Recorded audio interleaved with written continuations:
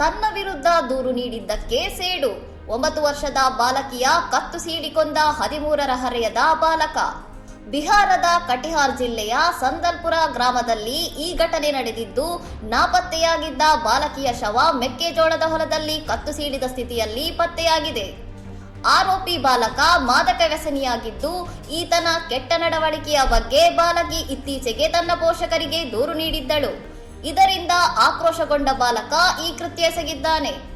ಬಾಲಕಿಯ ಪೋಷಕರು ಬಾಲಕನ ಮನೆಗೆ ಹೋಗಿ ಬುದ್ಧಿ ಹೇಳಿದ್ದನ್ನೇ ಮನಸ್ಸಲ್ಲಿಟ್ಟುಕೊಂಡಿದ್ದ ಈತ ಬಾಲಕಿ ಒಬ್ಬಳೇ ಹೊಲದ ಕಡೆ ಹೋಗುತ್ತಿದ್ದಾಗ ಹರಿತವಾದ ಆಯುಧದಿಂದ ಹಲ್ಲೆ ನಡೆಸಿ ಕೊಲೆ ಮಾಡಿದ್ದಾನೆ.